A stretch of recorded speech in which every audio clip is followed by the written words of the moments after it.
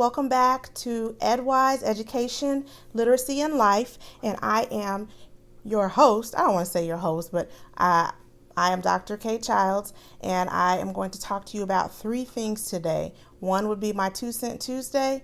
The other one would be a message for graduation season approaching. And then I have one last special dedication that I'd like to share with you all.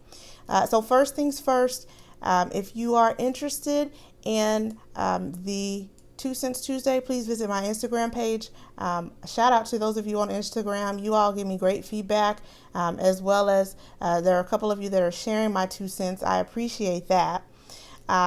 Also, I would like to thank you all for tuning in. I'd like to remind you to like the channel, to turn on post notifications, and also I'd like for you to subscribe to the channel. Share this channel with others, new teachers, veteran teachers. I am creating this channel and creating these vlogs for anyone who is interested in education, literacy, and life. So first things first, 2 Cents Tuesday. It's not Tuesday. I actually am recording this video on Thursday, but I always will usually try to go over my 2 cents every week with you all. So my 2 cents this week was dedicated to parent involvement. Parent involvement is not something that we as educators get a lot of training on. It's just something you just have to figure out what works depending on what setting you're in. And I feel that that's something that should change in educator prep programs. But for the time being, I'm going to give you a little bit of advice. As for parent involvement, on my 2 Cent Tuesday tip that I posted on Instagram, I stated, I'm going to read it exactly as it is here. It says, parent involvement shouldn't just involve grades, field trip chaperoning, or correcting behavior issues.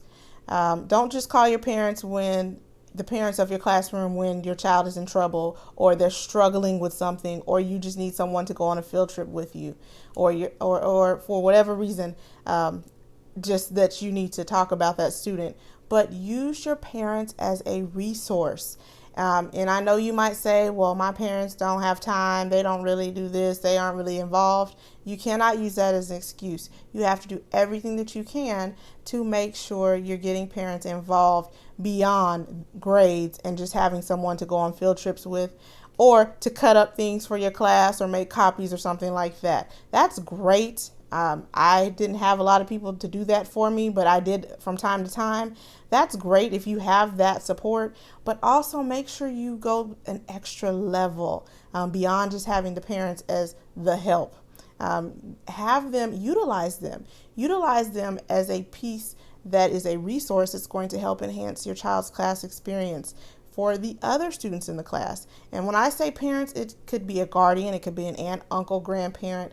It doesn't just have to be parents. I know that there are single parent families, and there are a lot of situations and varieties of things going on in households, but whoever that child is getting their needs met from, include them beyond just being the help or a partner in grades or a field trip chaperone.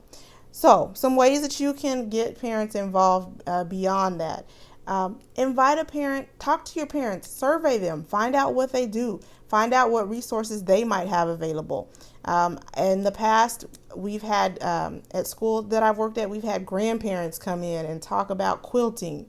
That's not something the students hear a lot about. They're used to just going out and buying a cover. They don't hear the stories behind quilts. Talk to your parents about where they work. I've had parents that do hair. There might be some story related to hair, related to maybe confidence, or some type of theme that you have within a story, and that parent might meet that need. Living here in the Houston area, we have a lot of parents that work in the for the chemical plants. Now, of course, they're not going to bring that, but they have expertise that they could bring. That's a direct connection to science and to math. They might have resources or access. If they can't come in, they may have access to others who can come in and talk to your children about their profession or their fields. They might work, it could be they work in the food service industry. y'all don't think food service and food can come into instruction, and we could tie it in some type of way? Sure, there's a way. But just think of ways that you can get your parents involved beyond just being the help. They're great. It's great when you do have the help, but it's even greater when you can make more of a connection with parents by including them and having them come in the classroom and see what the students are doing. It also makes them feel valued. It also shows them what's going on in your classroom. They may have had a bad experience in school or a bad experience with a teacher, and by you inviting them, it's letting them know that it's okay to be a part of the learning community, and it's okay to do more beyond just grades and chaperoning field trips. You never know what you might unearth if you ask a parent what they do, or maybe any talents that they might have or be able to bring. You never know what that might spark. So I'm done with my 2 cents. I'm going to move into the next thing. The next thing is graduation season is approaching. Yay! I have several of my teacher babies from my very first class that I taught at 4-year school. Many of you are graduating in the class of 2018 for May, and you're going out to do great things. I know you will do great things because you had me as your professor. If that is you, make sure you leave me a comment when I post this on social media, so I can know who's graduating and be able to congratulate you and to share that with my community. So with that said, graduation season is approaching. I was a first-generation college student. When I graduated the first time, I was so glad to be done. I was proud, but I think for you all, I'm sharing this with you all. Please make sure if you have anyone graduating, that's awesome from college. But for our first gens, please let them really know the importance and how proud you are of them. Being the first is not easy. Going through the college process is hard by itself, but not knowing anything and having to learn things on your own, it's even more frustrating and more challenging. For me, gifts were great. And yes, I know gifts and money are great, especially when you're done with college, because you're going to need that money. And gifts are awesome. But the greatest gift is to know how proud everyone is of you. And I think those of you, if you haven't been to college, you really need to know how much work your child, your uncle, your cousin, your sister, whoever that person is, you really need to know how much work they actually put in. It's not all fun and games. They've gone through a lot, and it is really a journey.